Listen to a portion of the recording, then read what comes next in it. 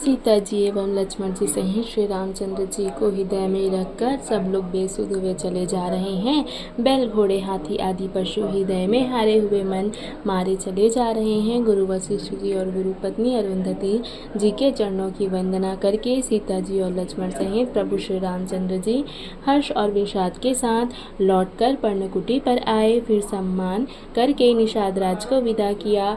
वह चला तो सही, किंतु उसके हृदय में विरह का बड़ा भारी विषाद था। फिर श्री राम जी ने कोल किरात, भील आदि वनवासी लोगों को लौटाया। वे सब जोहार जोहार कर अर्थात वंदना कर करके लौटे।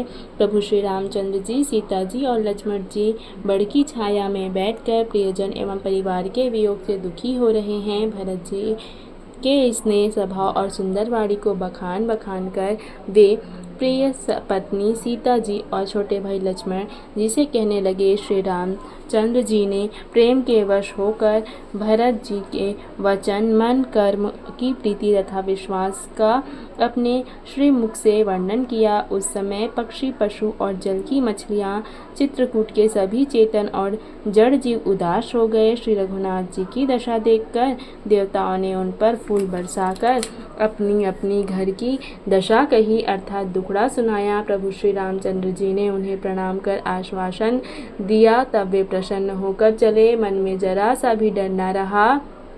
छोटे भाई लक्ष्मण जी और सीता जी समेत प्रभु श्री रामचंद्र जी पर्णकुटी में ऐसे सुशोभित हो रहे हैं जैसे वैराग्य, भक्ति और ज्ञान शरीर धारण करके शोभित हो रहे हों। मुनि, ब्राह्मण, गुरु वशिष्ठ जी, भरत जी और राजा जनक जी, सारा समाज राम के विरह में विहल है। प्रभु के गुण समूहों का मन में स्मरण करते हुए सब लोग मार्ग में चुपचाप चले जा रहे हैं।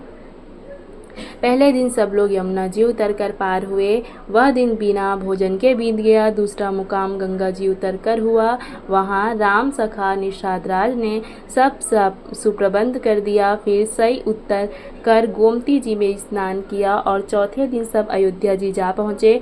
जनक जी 4 दिन अयोध्या जी में रहे और राजकाज एवं सब साज समाज को संभाल कर तथा मंत्री गुरु जी तथा भरत जी को राज्य सौंप कर सारा साज सामान ठीक करके तिरुहुल को चले। नगर के लोग गुरु जी की शिक्षा मानकर राम की राजधानी अयोध्या में सुखपूर्वक रहने लगे।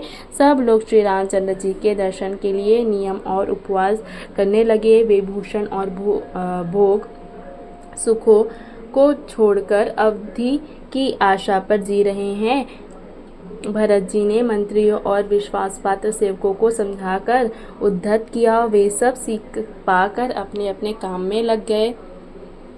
फिर छोटे भाई शत्रुघ्न जी को बुलाकर शिक्षा दी और सब माताओं की सेवा उनको सौंपी। ब्राह्मणों को बुलाकर भरत ने हाथ जोड़कर प्रणाम कर अवस्थानुसार विनय और निहोरा किया कि आप लोग ऊंचा नीचा, अच्छा मंदा जो कुछ भी कार्य हो उसके लिए आज्ञा दीजिएगा। भरत जी ने फिर परिवार के लोगों को, नागरिकों को तथा अन्य प्रजाओं को बुलाकर उनका समाधान करके उनको सुखपूर्वक बसाया। फिर छोटे भाई शत्रुघ्न सहित वे गुरु जी के घर गए और दंडवत करके हाथ जोड़कर बोले, आज्ञा हो तो मैं नियम पूर्वक रहूं। मुनि वशिष्ठ जी पुलकित शरीर हो प्रेम के साथ बोले, हे भरत, तुम जो अच्छा समझोगे, कहोगे और करोगे वही जगत में धर्म का सार होगा।